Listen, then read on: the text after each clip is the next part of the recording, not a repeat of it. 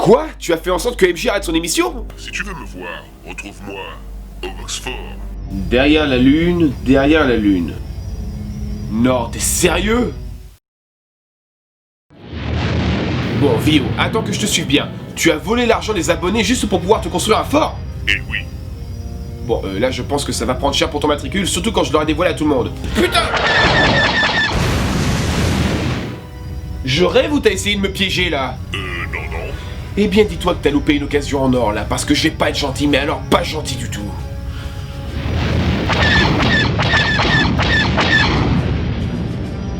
Non mais tu vas quand même pas nous faire le coup de la force là. Et si mon gars, car tu vois, je connais mes classiques moi, et je sais que ta base a une faille monstrueuse. Tu peux déjà lui dire adieu. Parce que tu crois que je vais te laisser faire. Surprise, motherfucker. Oh bordel de merde! Tu peux toujours courir, mais tu ne pourras pas te cacher.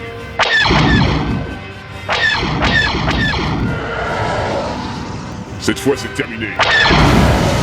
Quoi? Youhou! Oh merde.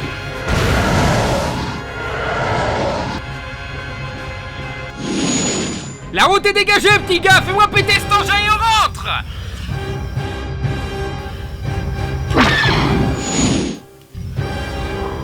Non! Je me vengerai!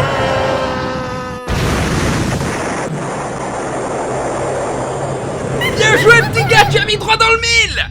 Merci MJ, t'es vraiment un pote. Oh, de rien. Et bonne chance pour ta critique, petit gars. Ouais, je vais en avoir besoin.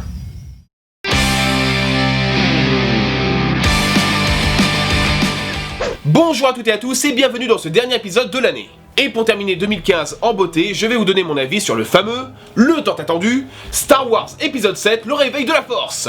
Et tu m'étonnes qu'il était attendu, car en plus de faire partie d'une franchise ultra populaire et lucrative, il a eu le droit à une campagne publicitaire vraiment monstrueuse. La télé, internet, les produits dérivés, la poste bordel, ce film était vraiment partout. Mais bon, je peux le comprendre, car Disney a quand même mis énormément d'espoir et d'investissement dans le rachat de Lucasfilm. 4 milliards de dollars, je rappelle. Mais bon, de là à mettre le film sur des poubelles ou encore sur des paquets d'oranges, je crois que ça allait un petit peu trop loin.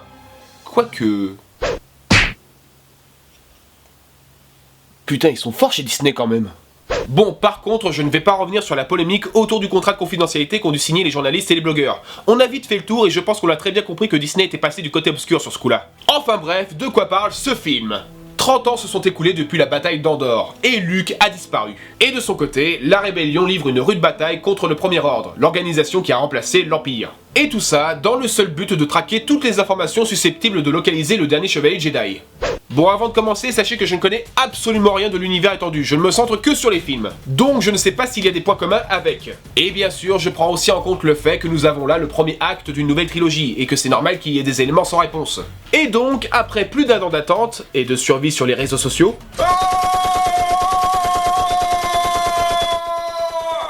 Qu'est-ce que j'ai pensé de ce film? Ouais, c'était bien. Et puis, c'est toujours mieux que la prélo... Oh, putain. Cette blague est périmée depuis plus de 10 ans. C'est mon avis, mais pour moi, J.J. Abrams a réussi son pari. Le réveil de la Force est certainement l'épisode qui se démarque le plus de la saga, et le tout en respectant l'œuvre de George Lucas. Comme par exemple certains plans calqués sur l'épisode 4, renforçant ainsi l'aspect nostalgique. Oui, précisons quand même que J.J. Abrams sait s'approprier le style artistique d'un réalisateur dans le but de le respecter et de lui rendre hommage. Et d'ailleurs, il nous propose aussi un aspect plus cru et épique dans les combats face au côté obscur, nous offrant même, avec le Premier Ordre, une organisation plus radicale et fasciste. Et ouais, un putain de troisième Reich de l'espace. Non, pas celui-là, non. Il nous ferait presque regretter l'Empire et son aspect guerre froide, là. Et les Stormtroopers, oh putain, mais ils deviennent enfin autre chose que de la chair à canon laser. Et ils sont vraiment redoutables au combat, c'est vraiment génial. Ouais, même si j'adore le parallèle avec la guerre du Vietnam, les Stormtroopers dans l'épisode 6, eh bien, c'était des putains de victimes face aux Ewoks. J.J. Abrams sait toujours autant y faire avec les scènes de combat aériens, on voit que Star Trek est passé par là.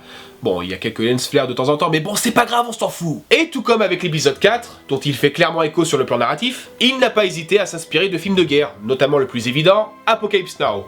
Côté musique, rien à dire, même si elles ne sont peut-être pas aussi marquantes que celles de la prélogie.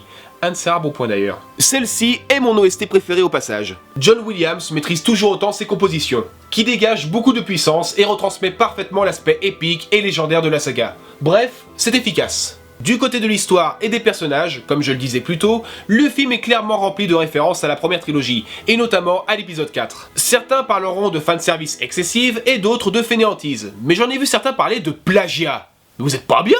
Bon, ok, si vous voulez, mais bon, à ce stade, autant dire que la saga Star Wars a plagié plein de trucs, hein. C'est un peu le principe du héros aux 1000 visages, hein, si vous voyez ce que je veux dire. C'est une histoire qui a été déjà vue 100 fois. Mais bon, pour ma part, je dirais que le fait que nous ayons autant d'écho à l'épisode 4 nous montre plutôt une forme d'héritage, de succession. La nouvelle génération côtoyant l'ancienne, la figure paternelle, la recherche de racines, ou au contraire, la rupture avec ses origines. On sent que c'est plutôt parti pour prendre un nouveau tournant. Après tout, comme je l'ai dit, nous ne sommes que dans le premier épisode d'une nouvelle trilogie, et je pense sincèrement qu'il faudra attendre la sortie de ces 2 autres épisodes avant d'avoir un avis définitif sur l'ensemble. Mais bon, si je devais citer au moins un défaut du film, ce serait son antagoniste, Kylo Ren. Bon, attention, ne me faites pas dire ce que je n'ai pas dit, le personnage est tout aussi intéressant et bien traité. Il est intimidant, cruel, et représente à lui tout seul l'héritage du côté obscur. De plus, son passé est vraiment intéressant, et il va très bien avec mon idée de la relève. Mais bon voilà, certaines révélations sur lui arrivent selon moi bien trop rapidement. Et franchement, elles auraient eu bien plus d'impact émotionnel si elles avaient été placées au moment opportun,